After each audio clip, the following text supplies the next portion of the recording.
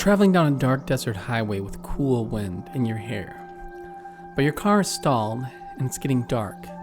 You are about to enter into the unknown zone. Imagine, if you will, a winter night in 1978, where 5 young men embark on a journey that defies explanation. A journey that would soon become known as the Yuba County Five. In the cold grip of February 24th, 1978, Jack Madruga, Gary Mathias, Bill Sterling, Ted Weir, and Jackie Hewitt pile into a 1969 Mercury Montego. Their destination, a basketball game. A simple trip, you might think. But dear traveler, hold on to your reality, for what unfolded would be anything but ordinary. The young men were last seen at a gas station, buying snacks. They were lightly dressed in jackets. 3 of the boys had a learning disability, but functioned well with the assistance of their family. 2 of them were in the military, and 1 of them was considered of normal intelligence, but was schizophrenic. This would be Gary Mathias. However, Gary Mathias took his medication every day. When they left the gas station, everything seemed normal. However, as they drove home, there was a fork in the road. Normally, they'd go straight, but for whatever reason, they drove the wrong way, then headed up the side of a snowy mountain. Upon getting near the top of the mountain road, it was covered in snow, as they may have gotten the car, in fact, stuck. There was no reason for these 5 young men to be on that mountain road in the middle of the night, unless they were chased up there. Days meld into weeks, and concern transforms into dread, gripping the hearts of their families and friends. An eerie mystery begins to take shape, casting shadows upon the normalcy of the 5 missing men's families. Now imagine for a moment, if you will, a forsaken Mercury Montego found on a desolate mountain road deep within the haunting Plumas National Forest. Strange, isn't it? The car, operational. A quarter tank of gas remaining, dispelling the logical notion of mechanical failure. Inside, the personal effects of the vanished men. An untouched candy bar. A box of matches. Painting. A sinister and unknown canvas of the enigma that unfolded in the darkness of the night on a deserted gravel road in the Plumas National Forest, just miles away from Yuba City, where the 5 men were last seen in good spirits. As investigators delve into the unforgiving wilderness, they stumble upon a rustic Forest Service trailer, a refuge, but also a cryptic theater of terror. Canned goods, provisions lay untouched, a feast for survival ignored. Evidence suggests the men sought refuge in the forest, resorting to desperate measures, breaking into a ranger station for sustenance. Why forsake the operable car for the unknown depths of the wilderness? Why ignore the ample supplies in the trailer, a sanctuary within their grasp? What unseen force propelled them into the heart of darkness, away from the comforts of civilization? Theories of what happened range from UFO sightings to Sasquatch to drug deals gone bad, even monsters hiding in the abyss. But there's no proof of any of that. You are about to enter a realm where the thin line between the living and the unknown blurs. Even though the area had been searched, the snow may have concealed a great amount of evidence that laid unseen. Just 3 months after the mysterious disappearance of the Yuba County Five, a chilling revelation unfolded in the heart of the National Forest. A lone young man navigating the winding trails on his motorcycle stumbled upon a campground that held a secret of ghastly proportions. His senses heightened as a pungent stench, fierce and gut-wrenching, blew through the air. In the distance stood a 1970s forest trailer, akin to those found in urban trailer parks, concealing a rather grim truth within its walls. Approaching cautiously, the young man's footsteps echoed in the eerie silence. The foul odor intensified as he neared the trailer. With a deep breath, he stepped inside, his senses assaulted by the unmistakable scent of death. In the back room, a grim tableau awaited him, the decomposing corpse of Ted Weir. When investigators arrived, they uncovered a nightmarish reality. Ted Weir had lost over 100 pounds, his feet consumed by gangrene from frostbite. Someone, likely Gary Mathias, of the 2 survivors perhaps, had provided him with water to prolong his rather agonizing and painful existence. Nearby, Jackie Hewitt's shredded remains raised unsettling questions. Did he also make it to the trailer? Or just barely miss it? Meanwhile, Bill Sterling and Jack Madruga were found close together, their bodies ravaged by the hungry jaws of predators preying on their remains. The mystery deepened as Gary Mathias remained elusive. His body never recovered. Clues emerged. Gary's shoes left behind, Ted's missing. A haunting possibility unfolded. Did Gary swap shoes with Ted for treacherous mountain terrain? The trailer held rations, but only a month's worth of food was consumed. My own theory, perhaps, one that has been a bit unexplored. Now, according to medical examinations, which hinted at Ted's recent demise, I theorize perhaps his body could have been frozen solid since mid-April, thawing out only in late April or early May, preserving him in the darkness of the trailer perhaps. The enigma grew as one questioned why only a month's worth of food was consumed. In this unknown zone of grim shadows, a chilling possibility lingered. Gary, with military precision, may have embarked on a solitary journey in early April, walking 14 miles downhill in temperatures between 30 and 50 degrees. Or perhaps a darker fate befell him as he encountered a bear in the unforgiving wilderness, leaving behind a mystery that refuses to unravel. The Yuba County Five's journey into the unknown leaves us with more questions than answers. As the whispers of the forest continue to shroud their fate in the eerie silence of the Plumas National Forest, remember, step carefully, for here, reality bends, and the unknown zone reveals only a glimpse of the truth. To this day, the Yuba County Five remain lost in the unknown zone, an unsolved enigma, a ghostly tale haunting those who dare venture into the Plumas National Forest. Enter, if you dare, or learn a lesson from these young men, and turn back now.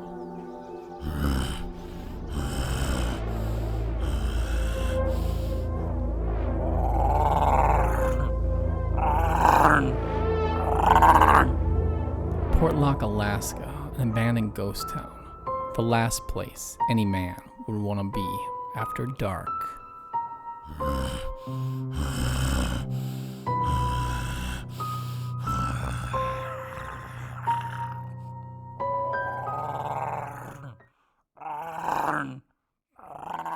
Alaska, considered to be the final frontier where man is confronted with the danger hidden in the wilderness. Within the wild woods lurks many a creature, some small and some large.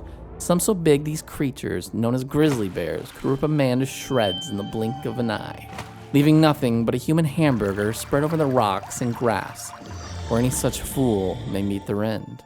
Nevertheless, only 4 unlucky souls meet their end this way in Alaska, as bear attacks are actually quite rare. They still do, of course, happen sometimes. Over 2,000 people vanish in Alaska every year. Although many are found soon after, there are still over 1,200 open cases from the last few decades of people vanishing in the Alaskan wilderness and small villages that flank the coast of this northern Goliath state.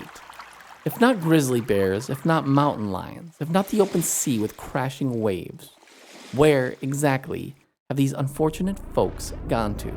Many point to foul play, serial killers who stalk the highways, waiting for a naive victim to pick them up while trying to hitchhike out of Dodge. But we mustn't let our imaginations run too far into the darkness of the night. Indeed, it is likely true to some degree there are bloodthirsty murderers who have taken some of these poor souls. But what about the rest? What about someone out jogging on the edge of a village? What about someone driving home from work through these wild woods in a brand new vehicle? Or someone who walks into their backyard then vanishes into thin air as if they fell off the face of the earth? How do we explain these strange disappearances? Perhaps, for just a moment, if you will, imagine there is a small abandoned ghost town that lies on the edge of the coast of Alaska. Not just any ghost town, but a ghost town by the name of Portlock.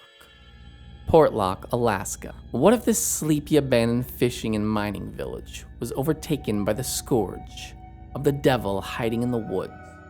But who is this devil, this monster, this demon who waited for darkness to fall upon this sleepy village of Portlock, then plucks men and women from the edge of the village as they walk home from work? Unbeknownst to many, Portlock, Alaska had almost half of its small seaside village vanish into thin air, or turn up murdered, or found ripped to shreds amongst the trees that hang over the dark and evil forest of Portlock, Alaska. But let us back up for just a moment. Portlock was named after the British Royal Navy captain Nathaniel Portlock in 1789. The small village became a fish cannery soon after, a place where workers would process fish on the edges of the shore in an old wooden building. Before that, the area was wilderness that was near some other small Native American First Nations people hunting villages. The Aleutian people, the Eskimo people of the area had legends for what many now call Bigfoot or the hairy beast that lurked in the darkness amongst the trees along the shoreline, waiting for its next meal to feast upon. There are many names the natives use, such as Kushtuku, after a war between two tribes in the area in which the Eskimo people were victorious. They soon after were plagued with other demons that lived in the woods they referred to as Inukuns. The Inukuns would sneak up behind them, crack them over the skull till they die. They claim no one had ever actually seen an Inukun, as they are too quiet and clever and only come out when the sun has fallen into the ocean each night, blanketing the land with darkness and the perfect opportunity to strike and kill another victim. But those are legends.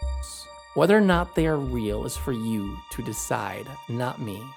Let's move forward now.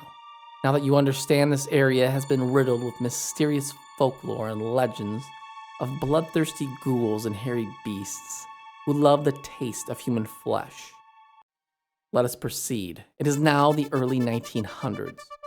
The fish cannery and mining industry nearby is on the upswing, and although the town's population is still very small at just over 100 plus people, the little village is growing and has an economy.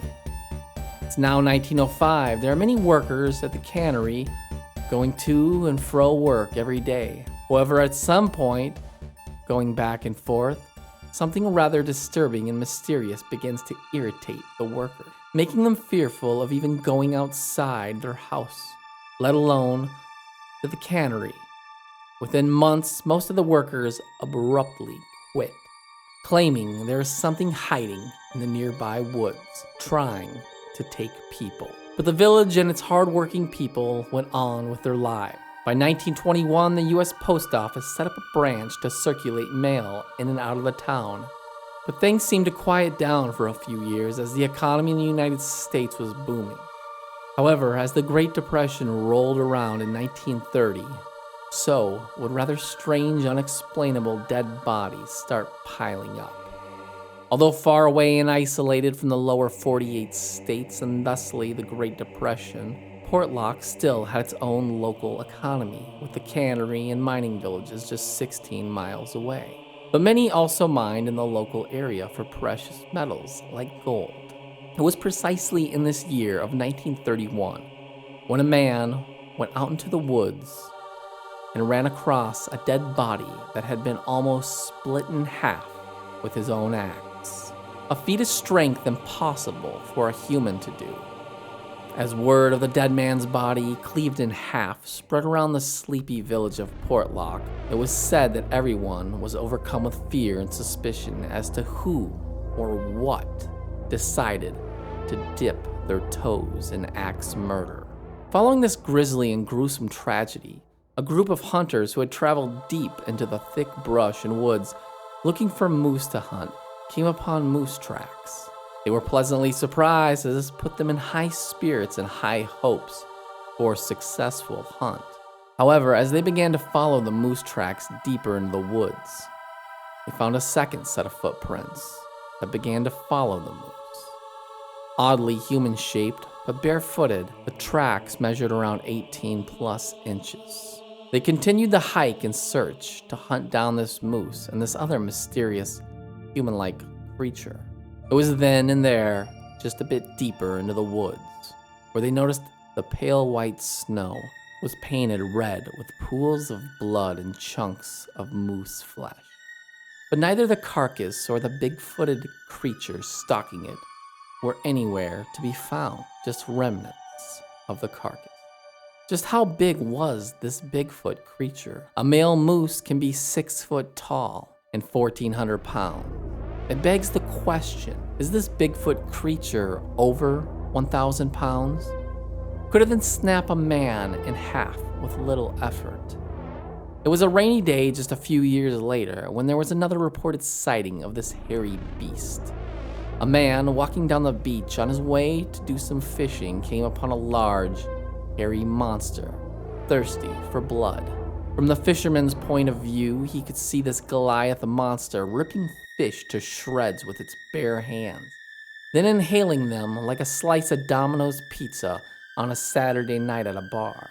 Frozen in fear by the sight of this monster, the man then turned around and began running for his life and his big rifle. After reaching town, the man secured his rifle. However, upon his return, the hairy beast had vanished, leaving nothing but once again a pool of blood that slowly soaked into the soil where the water met the earth on the shoreline.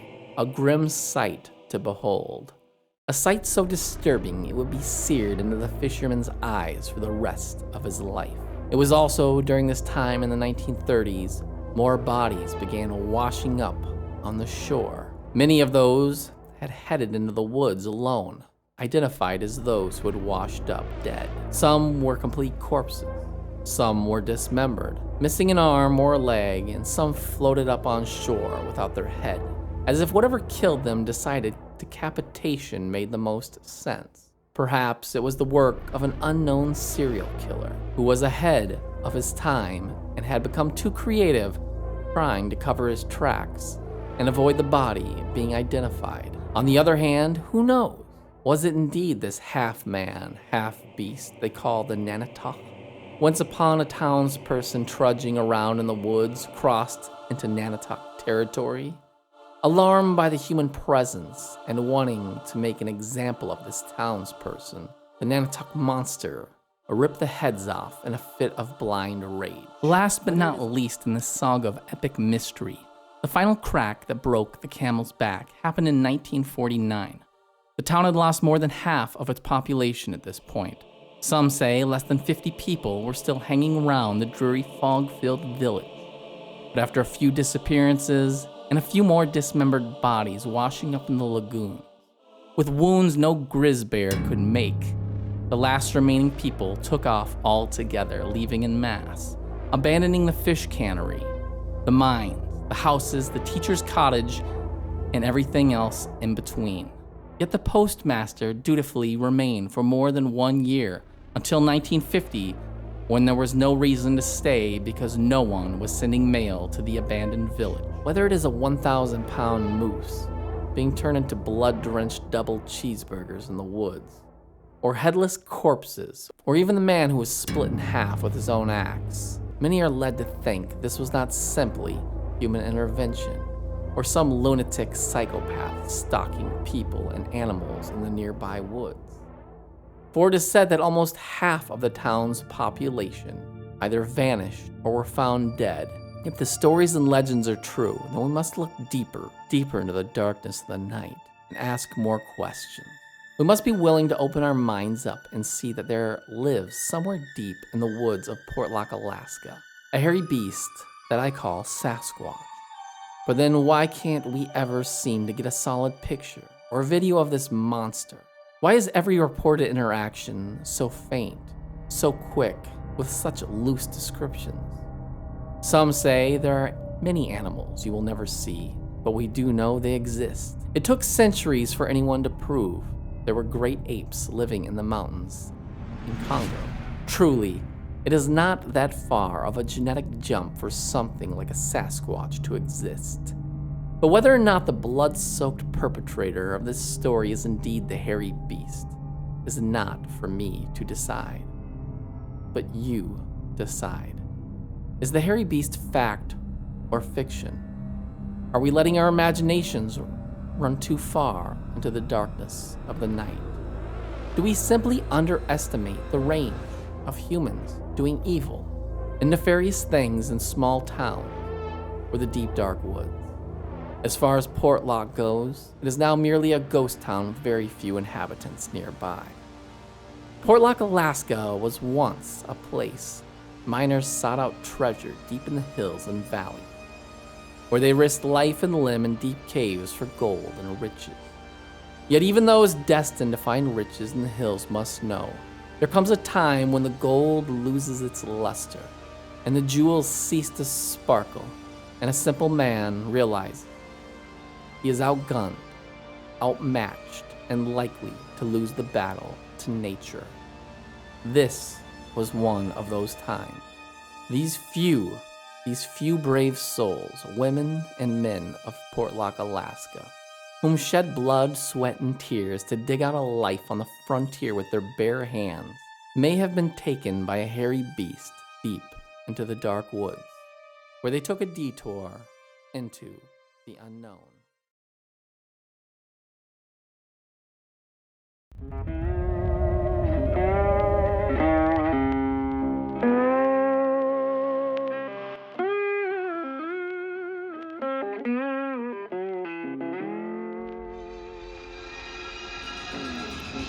Somewhere in Kentucky, hiding amongst the broken branches and shadowy realms, there lies an unknown creature, rarely seen and rarely spoken of. In the deep wooded glens of the overgrown forest lie the riddles of a legend, where shadows dance on the edge of darkness. Campers are lured into a labyrinth of secrets. The very fabric of curiosity weaves a tapestry that dares them to take a closer look. A look into the mysterious abyss that shrouds the deep dark woods in an eternal cloak of intrigue. Animals acting strangely, running in terror, but there's nothing there to run from. Deep in the heart of the Kentucky woods, where the sun struggles to pierce a thick canopy of twisted branches, a sinister presence lurks. Locals speak of a malevolent force, a creature whispered about in hushed tones around campfires. Bearilla. A long time ago, one fateful night, a group of adventurous friends decided to test the waters of fear and ventured into the forbidden woods. But the air grew thick with tension as the ancient trees seemed to whisper warnings that went unheard. They laughed off the superstitions, dismissing the tales as mere folklore. It was supposed to be the summer of their lives, camping in the Kentucky wilderness. But all that is gold does not glitter, and these campers vanished without a trace. Is there something lurking beyond the mountains? Is it Bearilla? Kentucky Fried Homicide, cooked up and served on a tree stump in the middle of a dark forest. A lonely lady sitting by the fire reading peacefully one night. A few days later, found with her limbs ripped off, like chicken wings at a backyard barbecue, likely stalked by this unimaginable evil, Bearilla, the Kentucky cattle killer, the wolf-faced stalker. Somehow, unable to be caught, Bearilla continues its bloodthirsty rampage through the woods like a butcher in a meat locker that just slammed a gallon of energy drinks, leaving a trail of carnage that would send chills down your spine if you saw it, according to the crime scene photos. The camper's body was twisted, dismembered in ways that could not be explained by a simple animal attack. All that was left was an empty tent, lit by the dying embers of a burnt-out campfire that once lit the scene of a grotesque and ghastly abomination against humanity. Since 1987, sightings have been stacking up like pancakes, exploding. But the evidence caught on camera, well, that remains few and far between. Many campers complain of loud, growling beasts deep in the woods of Kentucky, haunting howls that did not sound like a bear or a wolf, but something much, much deeper.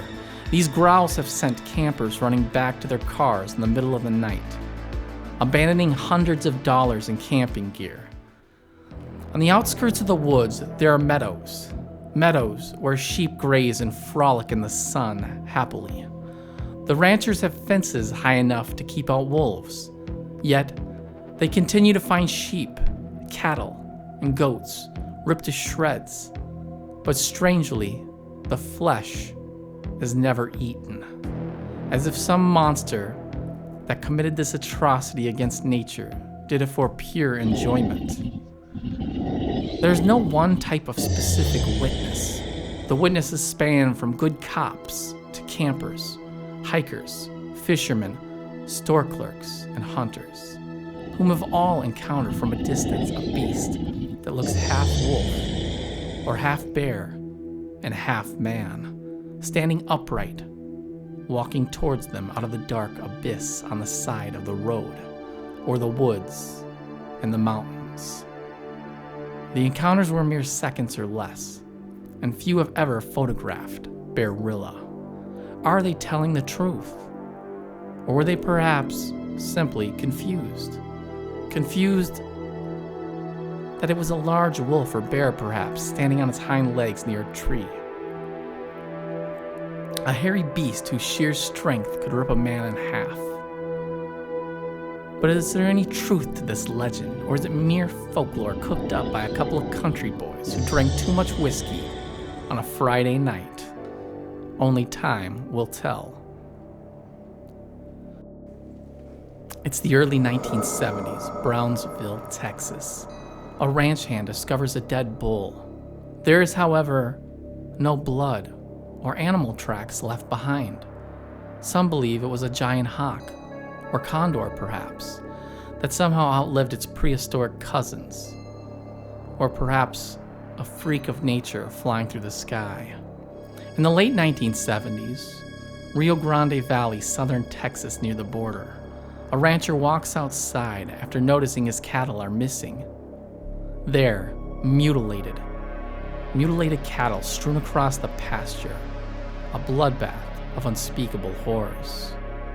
Yet upon inspection, neither the police investigating or ranchers find any blood trail, because every last drop of the blood was sucked out of them by some sort of vampire-like creature stalking the hills the night before. Chupacabra, translated as goat sucker in Spanish. A legendary creature seen in parts of the Americas. The name comes from the animal's reported vampirism. The Chupacabra is said to attack and drink the blood of livestock. Descriptions of the creature in Puerto Rico have been described as a heavy creature, reptilian sometimes, and sometimes alien-like, perhaps roughly the size of a small bear, and with a strange row of spines reaching from the neck to the base of the tail. Meanwhile, in the southern United States, it is depicted as more of a dog-like creature. One well-documented story from the 1980s begins in the heart of a remote desert village, where the sun slowly scorched the arid land. A sense of unease spread like wildfire. Rumors whispered of livestock found, drained of their blood, their carcasses left behind in the unforgiving heat, slowly sending a stench of death into the hot summer air. Locals spoke in hushed tones about the Chupacabra, the legendary creature said to prey upon the lifeblood of village goats. Ava Alvarez, a rancher with a modest herd of goats, found herself at the center of the mounting fear. Night after night, she discovered her goats lifeless, their once vibrant eyes now vacant, glossed over with a dull, white, lifeless look. The townsfolk murmured, blaming Chupacabra for the inexplicable deaths that haunted their village. Determined to protect her livelihood, Miss Alvarez pumped her double-barrel shotgun and stayed vigilant. But patrolling her ranch under the moonlit desert sky. One night, as a chilling breeze swept across the barren landscape, she heard a low, guttural growl echoing in the distance. Fear gripped her heart, but her strength and courage sent her forward. The moon cast an eerie glow upon the rocks as Miss Alvarez followed the sound into the winding canyons that surrounded her ranch. Suddenly, the shadowy form of a chupacabra emerged from the darkness. Its eyes glowed with an otherworldly evil, and its spines bristled like a creature born of nightmares. Miss Alvarez, undeterred, confronted the beast with a courage that belied her fear. She spoke to it in a cautious whisper, as if seeking to understand the creature that had become the stuff of legends. To her surprise, the chupacabra growl softened, and its demeanor shifted. She tossed the animal a bucket of raw chicken. It inhaled it, as if it had not eaten in years. Miss Alvarez slowly backed away and into her house. She peered out the window, staring at the creature, and then fell asleep. As the first rays of dawn painted the sky the next morning, Miss Alvarez walked outside to find an emaciated, hairless dog, severely suffering from mange. Instead of fearing or cursing the dog, she showed him compassion and brought him to the vet. What was once a feared chupacabra turned out to be nothing more than a lonely dog. This lonely dog then became a guardian of the desert, a mysterious ally in the vast expanse of the sand dunes and empty caves, where secrets lingered like shadows beneath the scorching sun. Although this story was a classic case of mistaken identity, it had a happy ending, but other stories claim just the opposite, that it was not a mangy dog. In the 1990s, in northern Mexico, a rancher with chickens went outside to find his chickens massacred by again what was said to be a chupacabra. The rancher stayed out all night with his shotgun, waiting to take revenge upon a chupacabra. Around 3 a.m., neighbors reported to the police the next day they heard several gunshots. The police investigated and headed over to the ranch.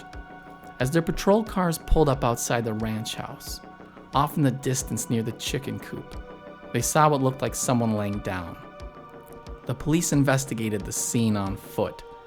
As they approached slowly, they saw a man on his back in the dry desert wind, being roasted by the sun and swarmed by flies. That rancher had emptied 6 shells from his shotgun. All of his chickens were dead, and there were bite marks on his neck. He had been completely drained of his blood. Was this the work of the elusive chupacabra? What exactly happened to this poor rancher? The investigation was closed and marked as an unknown homicide from an animal attack. What do you think? Is chupacabra real? Should we fear it? Legend had it that the Wendigo was a man driven to unspeakable acts of cannibalism during a harsh winter. Consumed by the insatiable hunger for human flesh, he slowly transformed into a grotesque monster with elongated limbs and hollow eyes that glowed an eerie shade of blue. One ill-fated night, a group of crazy friends decided to push the limits of fear and wandered off into the ancient woods of the Wendigo. Some of them had began laughing hysterically, yelling, "Come and get us, a Wendigo, if you're really there." A silence hung in the air as the rest of the group felt chills run down their spine. As they delved deeper into the heart of the forest, the temperature plummeted and an otherworldly chill set in. Unseen eyes watched their every move, and the wind carried a mournful howl that sent shivers down their spines. Still, they pressed on, oblivious to the impending horror. The group stumbled upon an abandoned cabin. its time-worn structure creaking in the wind. Deciding to take shelter, they lit a feeble fire, its feeble glow casting and dancing shadows across the dilapidated walls.